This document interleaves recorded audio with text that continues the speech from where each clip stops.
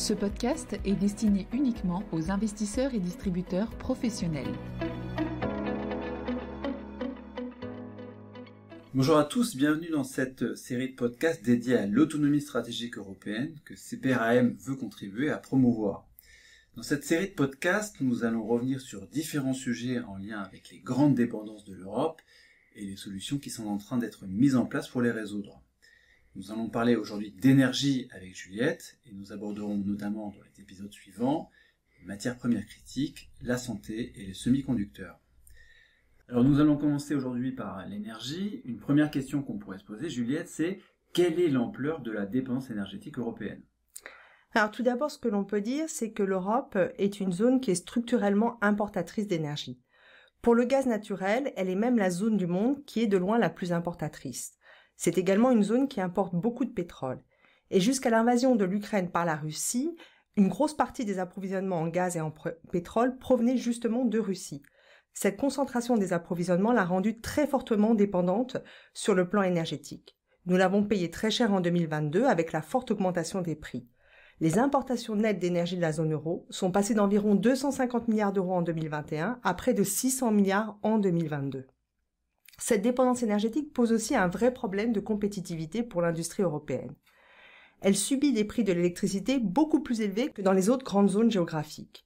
Le rapport était déjà de 1 à 2 entre les prix de l'énergie aux États-Unis et en Allemagne en 2021 et cet écart a dû croître considérablement en 2022. Alors on comprend bien cette forte dépendance énergétique, du coup, quelles peuvent être les solutions pour réduire cette dépendance ?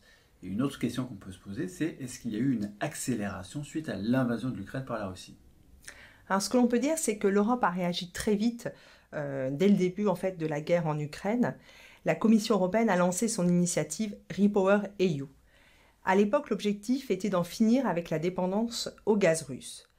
Donc il y avait tout un volet de mesures d'urgence qui comprenait des mesures de diversification des approvisionnements en gaz et notamment un recours accru au gaz naturel liquéfié. Il y avait également des objectifs de baisse de la consommation et de remplissage des stockages de gaz. Alors ça c'est pour les mesures d'urgence, mais quelles peuvent être les mesures pour remédier à cette dépendance énergétique sur le long terme ? Alors la solution passe clairement par l'accélération de la transition énergétique. C'est le développement des énergies bas carbone qui permettra de réduire la dépendance européenne aux énergies fossiles. La Commission européenne a donc fixé un ensemble d'objectifs très ambitieux pour le développement des renouvelables en Europe. L'idée, c'est de passer de 22% d'énergie issue des renouvelables en 2021 à 45% en 2030. Pour l'électricité, l'objectif est d'atteindre 69% de la production à base de renouvelables en 2030. Tous les secteurs sont mis à contribution et ont vu leur cible d'utilisation des renouvelables rehaussée. Alors c'est louable, mais au niveau des financements ? Alors là, les financements suivent. Au global, c'est près de 250 milliards d'euros de financement qui sont disponibles pour remplir les objectifs de REPowerEU.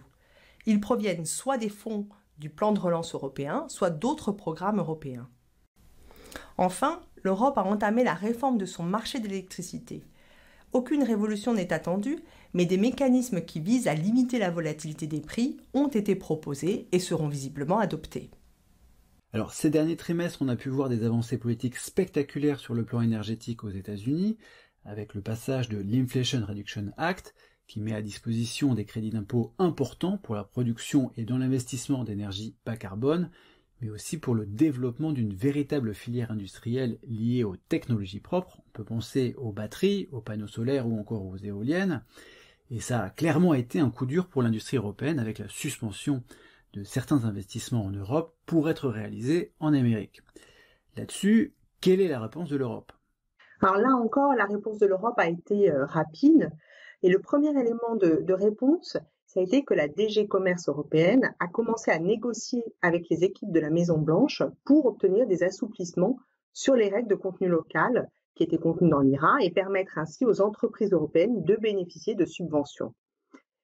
Au-delà de ça, le deuxième élément de réponse, c'est un des projets qui a été annoncé par la Commission européenne en mars et qui est intitulé « Industrie à zéro émission nette ». Ce programme vise à encourager le développement des technologies propres et des emplois verts dans l'Union européenne. L'idée, c'est qu'il faut éviter que de nouvelles dépendances ne se mettent en place et ne se substituent à la dépendance aux énergies fossiles. L'objectif est d'atteindre une capacité de production des technologies zéro émission nette qui correspondent à 40% des besoins de l'Union européenne d'ici à 2030.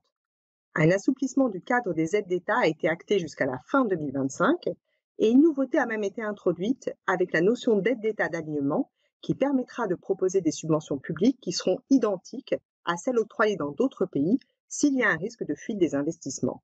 C'est un vrai changement de logiciel pour la Commission européenne. Elle avait déjà créé des préalables au moment de la crise Covid ou plus récemment avec l'invasion de l'Ukraine par la Russie.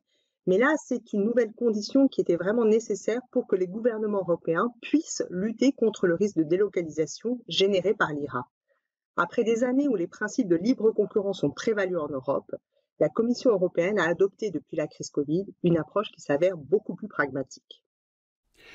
Merci beaucoup Juliette, on comprend avec tous ces éléments que l'Europe est en train de travailler très sérieusement sur le sujet de sa souveraineté énergétique.